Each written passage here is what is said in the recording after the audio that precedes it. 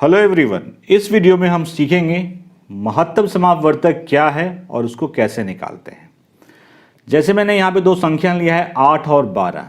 इसका महत्तम समापवर्तक निकालने का मतलब है हमें 8 और 12 के वैसे गुणनखंड निकालने हैं जो दोनों में हो और सबसे बड़ा हो।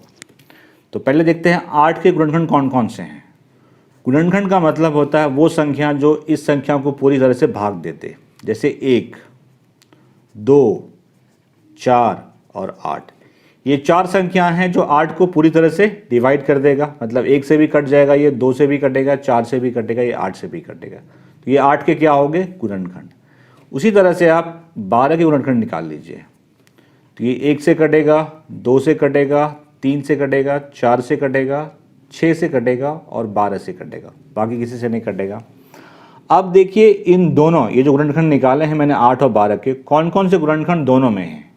1 दोनों में है, 2 दोनों में है, 4 दोनों में है। सबसे बड़ा कौन सा है? 4, जो दोनों में है। तो इसका महत्तम हो गया 8 और 12 का महत्तम क्या हो गया? 4। तो यही निकालना होता है। महत्तम समापवर्तक निकालने का मतलब है आपको निकालने हैं जो भी संख्या दी हुई है उसका निकालना है गुणनखंड, सबसे बड़ा गुणनखंड जो दोनों संख्याएं में।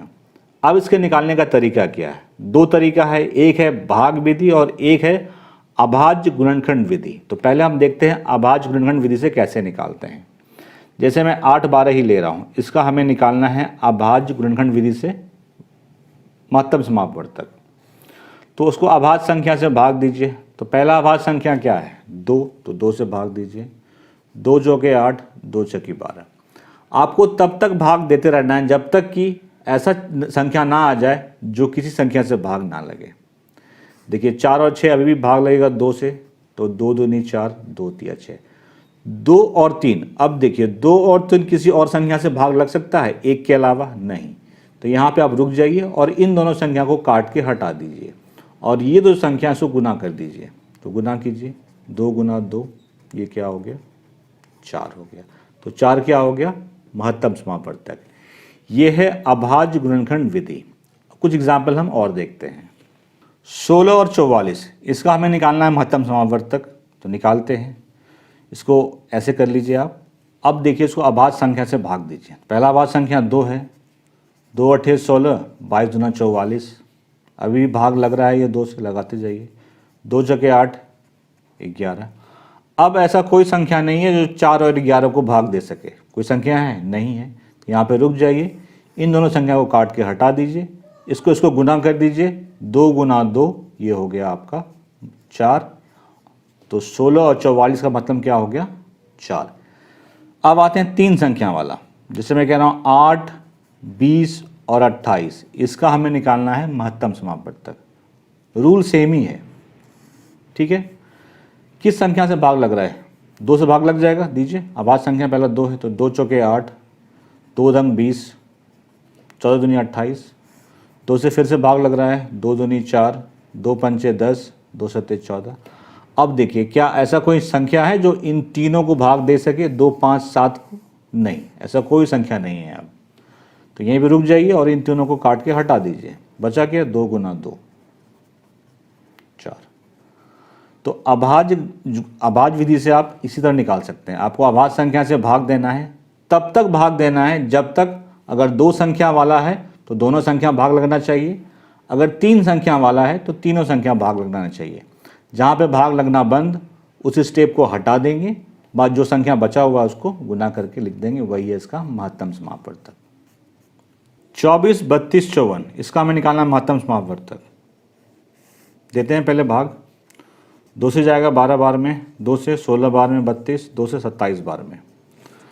अब देखिए ऐसा कोई संख्या है जो इन तीनों को भाग दे सके? नहीं, भाग नहीं दे सकते आप, क्योंकि ये दोनों सम संख्या और ये विषम संख्या है। तो ऐसा कोई संख्या नहीं है जो सम संख्या को भी भाग दे दे, विषम संख्या को भाग देते हैं। मतलब कि यहीं रुक जाना है, इस स्टेप को काट के हटा दीजिए। तो महत्तम क्या हो गया? 2। अब मैं ले रहा हूँ 4 अंक वाला, जिसमें ले रहा हूँ 3, 15, 36, 81। इसका हमें निकालना है महत्तम समापवर्तक अभाज्य गुणनखंड विधि से। अभाज्य संख्या से भाग देते हैं। 2 से तो भाग लगेगा नहीं, 3 से भाग सब में लग जाएगा। लगाइए, 3 एकम 3, 3 × 5 = 15, 12 × 3 = 36 और ये 27 बार में।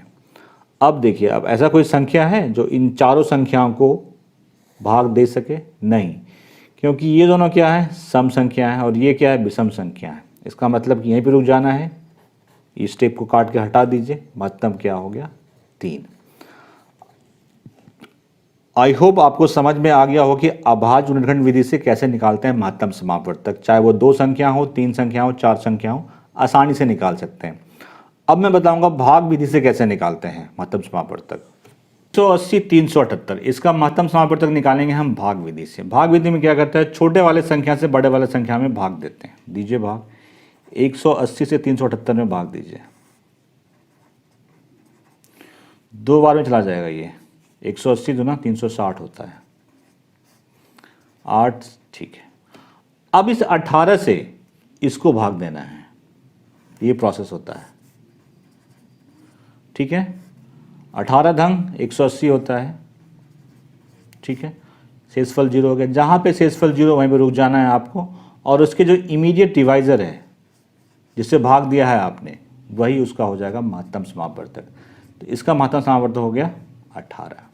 एक एग्जाम्पल और लेते हैं। इसमें कहता हूँ आपको 30, 48, 54, इसका हम निकालेंगे भाग विधि से महत्तम समापवर्तक। तो पहले देखिए सबसे छोटा कौन है? 30, उसके बाद कौन है? 48। तो 30 से पहले 48 से पहले इन दोनों का निकालेंगे हम, फिर जो संख्या निकलेगा उसका और इसका निकालेंगे हम, ठीक है।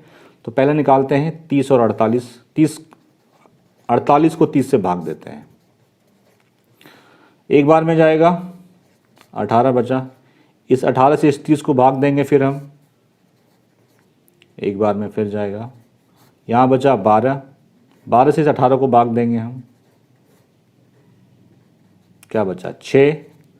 इस 6 से इस 12 को भाग देंगे हम।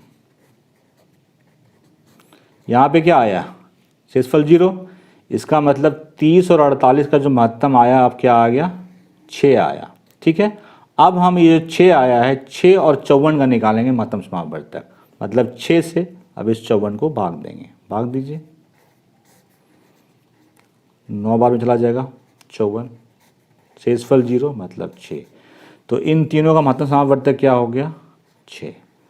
तो मैंने आपको अभाज्य गुणनखंड विधि, भाग वाली विधि, दोनों विधि बता दी जिससे आप महत्तम समापवर्तक आसानी से निकाल सकते हैं किसी भी विधि से, ठीक है। अगर वीडियो अच्छा लगा लाइक शेयर ज़रूर कीजिए। Thank you very much.